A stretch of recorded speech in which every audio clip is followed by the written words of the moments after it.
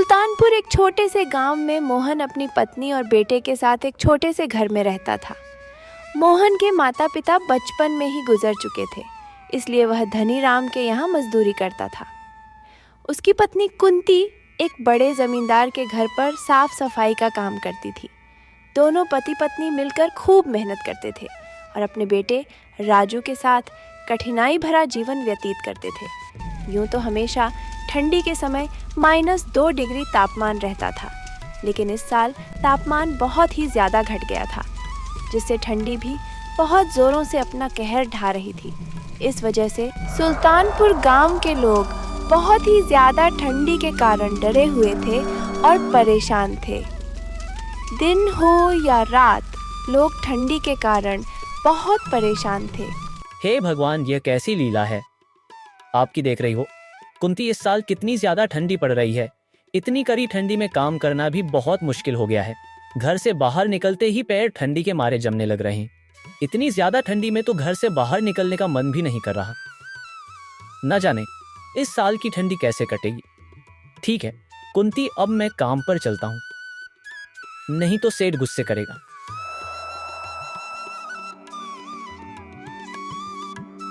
राजू बेटा, तेरे पापा काम पर चले गए और मैं भी अब जा रही हूँ। काम पर तुम घर का ख्याल रखना और घर से बाहर मत जाना। मैं जल्द ही आज आ जाऊंगी। ठीक है मम्मा, मैं घर से कहीं नहीं बाहर जाऊंगा, तुम जल्दी आ जाना। बेटा, मैं खाना बना कर रख दी हूँ, तुम टाइम पर खाना खा लेना। अच्छा ठीक है बेटा, अब मैं चलती हूँ। इतना कहकर कुंती भी काम पर निकल गई। थोड़ी ही देर में कुंती जमींदार के घर पहुंची। जमींदार, जो स्वभाव से बेहद कठोर और क्रोधी था, अलाव के पास खड़ा हुआ अपने सेवकों पर चिल्ला रहा था। तभी जमींदार की नज़र कुंती पर पड़ी और वह कुंती के ऊपर चिल्लाते हुए बोला, अरे कुंती, इतनी देर से आ रही हो, तुम्हें पता भी है कि इस ठंड में मेरे आदमी घर का काम जल्दी खत्म करना चाहते हैं। दत्ता है काम की कीमत नहीं समझती हो। मालिक माफ़ कीजिए, आज ठंड इतनी ज़्यादा थी कि जल्दी उठ नहीं पाई, लेकिन मैं जल्दी जल्दी सब काम निपटा दूंगी। बस बहाने बनाना तो तुम्हें आता है।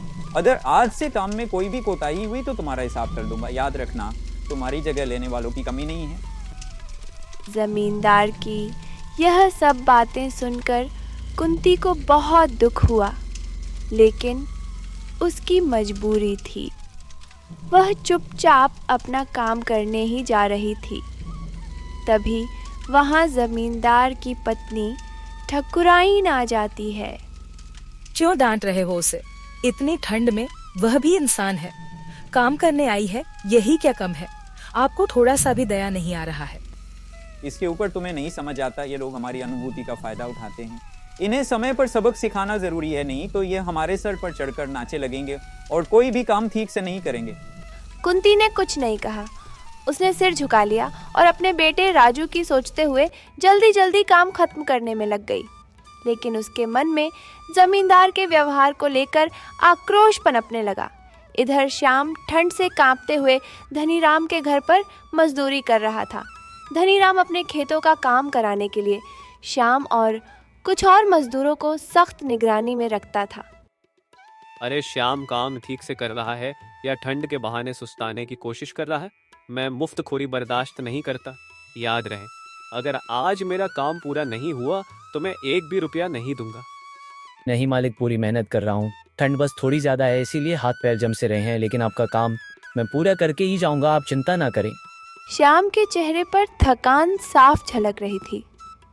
सुबह से ही ठंड में काम करते करते उसके हाथ अकड़ गए थे, लेकिन उसे अपने बेटे राजू और कुंती के लिए कमाना था।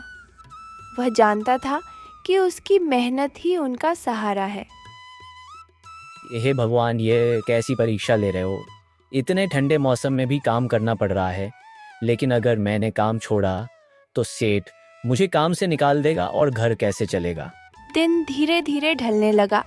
श्याम ठंड में किसी तरह काम निपटा कर घर लौटने की सोच रहा था, लेकिन धनीराम ने उसे और देर तक रोक लिया। आज का काम पूरा करके ही जाना, समझा नहीं तो कल से मत आना। अगर थोड़ा सा भी काम छूटा तो समझ तेरी नौकरी गई। जी मालिक, जैसा आप कहे। श्याम ने मन ही मन धनीराम को कोस रहा था, लेकिन उसे कुछ कहने की हिम्मत नहीं जुटा पा रहा था। उसकी मजबूरी ने उसे चुप करा कर रखा था। और इधर सुल्तानपुर गांव में ठंड अपने चरम पर थी। गांव के लोग ठंड से कांपते हुए अपने अपने घरों में दुबके हुए थे। अलाव जलाना भी मुश्किल हो गया था क्योंकि सूखी लकड़ियों की कमी हो गई थी।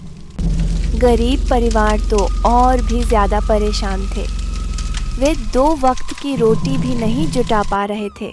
गांव का चौपाल जहां आम दिनों में लोग बैठकर बातें किया करते थे, अब सना पड़ा था। ठंड ने हर किसी को घर में कैद कर दिया था। गांव का बुजुर्ग रामलाल, जो अक्सर गांव वालों को इकट्ठा कर कोई ना कोई उपाय बताता था, इस बार भी चौपाल पर पहुंचा। उसने 4-5 लोगों को इकट्ठा करके कहा, ये ठंड बहुत भयानक है। अगर हम सब मिलकर कोई उपाय नहीं करेंगे तो कई लोग इसकी चपेट में आ जाएंगे। हमें जंगल से और लकड़ियां लानी होंगी और हर घर में अलाव जलाने की व्यवस्था करनी होगी। दादा, जंगल तक जाने की हिम्मत कौन करेगा? इतनी सर्दी में तो पैर भी जम जाते हैं और लकड़ियां काटने में पूरा दिन लग जाएगा। बेटा, डर से कुछ नहीं होगा। हमें एक दूसरे की मदद करनी होगी।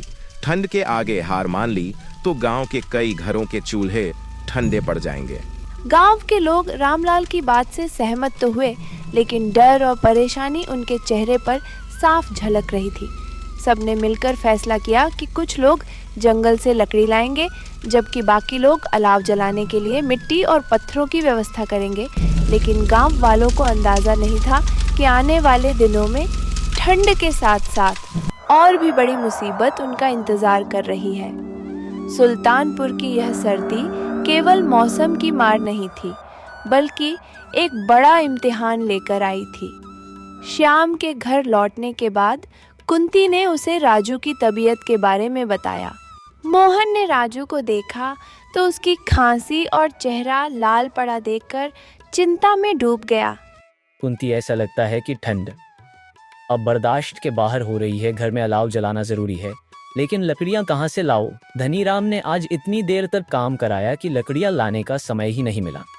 मैंने सोचा था कि जमींदार से कुछ मदद मांग लूंगी, लेकिन वो तो आज मुझ पर ही गुस्सा करने लगे। उन्होंने मेरी हालत तक नहीं देखी।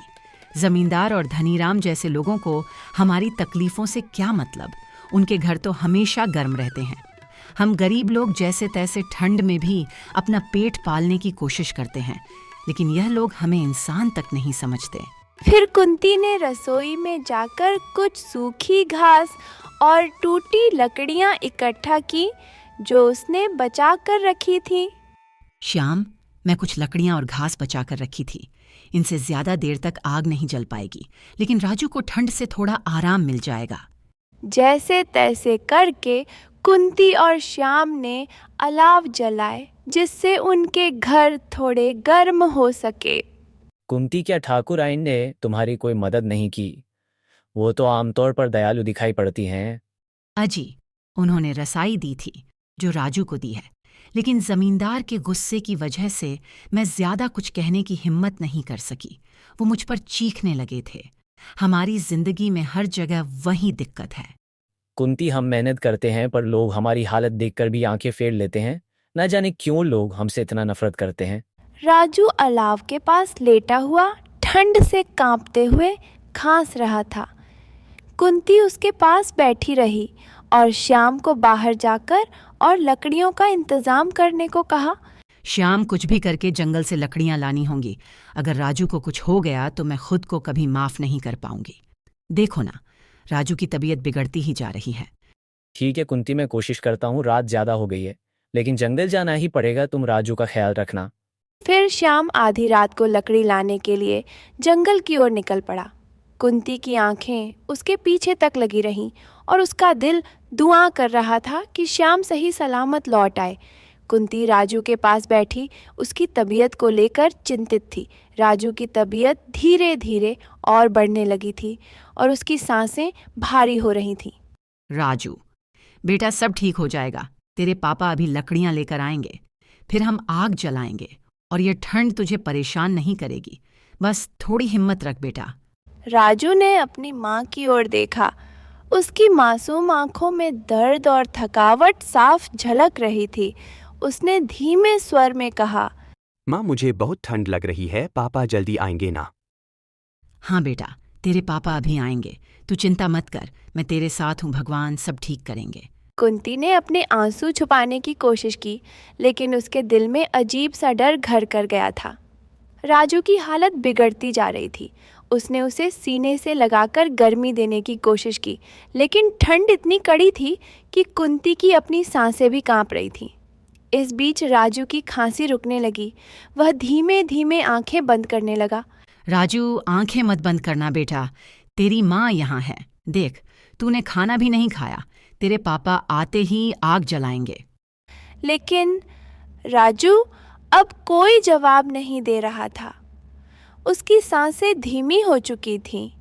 कुंती उसे बार बार पुकार रही थी, लेकिन वह अब ठंड की चपेट में आ चुका था। राजू, उठ बेटा, तुझे कुछ नहीं होगा, तेरी माँ तुझे कुछ नहीं होने देगी। भगवान, मेरे बच्चे को बचा लो। कुंती ने राजू को जोर से सीने से लगा और चीख चीख कर रोने लगी। उसकी चीखें पूरे सुल्तानपुर के सन्नाटे को चीर रही थीं। थोड़ी देर बाद जैसे ही श्याम घर पर आया, उसने देखा कि कुंती बिलक बिलक कर रो रही है। फिर उसने कुंती से पूछा, कुंती, यह क्या हुआ और राजू की आंखें क्यों बंद है? राजू को क्या हुआ? श्याम, हमारा बेटा, ठंड ने हमारा बेटा हमसे छीन लिया, हम उसे बचा नहीं सके। दोनों पति पत्नी ठंड से हार गए थे। उनका बेटा उनकी पूरी दुनिया अब नहीं रहा। उनके रोने की आवाज़ ने पूरे गांव को झकझोर कर रख दिया। यह ठंड सुल्तानपुर के कई घरों को ऐसे ही दर्द दे रही थी, और यह सिर्फ एक परिवार की नहीं बल्कि पूरे गांव की त्रासदी बन चुकी थी। राजू की मौत के बाद कुंती और श्याम के जीवन में एक सन्नाटा छा गया। वह छोटा सा घर जो कभी उनके बेटे की हंसी से गूंजता था, अब एक सुनसान खंडहर जैसा लगने लगा था। ठंड का कहर लगातार बढ़ रहा था और उनके दिलों में बेटे को खोने का गहरा दर्द जम चुका था। कुंती ने खाना बनाना बंद कर दिया। श्याम ने काम पर जाना छोड़ दिया। वे दोनों दिन, अगर मैं उस दिन उसे रजाई में और अच्छे से लपेट पाती तो शायद हमारा राजू आज हमारे साथ होता। भगवान ने हमारे बेटे को हमसे क्यों छीना? कुंती, ये सब मेरी गलती है। अगर मैं वक्त पर लकड़ियां ला पाता तो राजू को बचा सकता था। मैंने अपने बेटे को बचाने में असफल रहा। ठंड का कहर लगातार जारी था। उनके पास लकड़ियां खत्म हो चुकी थीं और घर के कोने में रखा सारा सामान ठंड से बर्फ जैसा जम गया था। दोनों के शरीर कमज़ोर होते जा रहे थे। कुंती ने कई दिनों से कुछ खाया नहीं था और श्याम भी पूरी तरह टूट चुका था। एक रात जब ठंड अपने चरम पर थी, श्याम ने कुंती की ओर देखा। वह चुपचाप कोने में बैठी हुई थी, जैसे अपनी सारी ऊर्जा खो चुकी हो। कुंती, शायद अब हमारे पास भगवान के पास जाने का ही समय बचा है। यहाँ हमारी कोई ज़रूरत नहीं रही। हमारा बेटा हमें पुकार रहा होगा। हाँ श्याम, अब इस जीवन में कुछ बचा नहीं। ठंड ने सब छीन लिया। मुझे भी राजू के पास जाना है, मुझे और सहन नहीं होता। वह दोनों ऐसा कहकर अलाव के पास बैठकर सुबह का इंतजार करने लगे। अगली सुबह गांव वालों ने श्याम और कुंती को घर के अंदर एक दूसरे का हाथ पकड़े ठंड से जम चुके पाया। उनके चेहरों पर एक अजीब सी शांति थी, जैसे उन्होंने अपने बेटे के पास पहुंचकर सुकून पा लिया हो। सुल्तानपुर के गांव वालों के लिए एक और त्रासदी थी। ठंड ने एक और परिवार को खत्म कर दिया। गांव के लोग श्याम, कुंती और राजू को याद करते हुए उनके घर के पास अलाव जलाने लगे, मानो उनकी आत्माओं को शांति देने की कोशिश कर रहे हों। ये ठंड का मौसम सिर्फ बर्फ नहीं बल्कि कई घरों की खुशियां अपने साथ ले गया था। सुल्तानपुर अब और भी गहरे सन्नाटे में डूब चुका था। सुल्तानपुर के लोग श्याम, कुंती और राजू की कहानी को कभी नहीं भूल पाए। उनका घर, जो अब खंडहर बन चुका था, गांव के लोगों के लिए एक चेतावनी बन गया।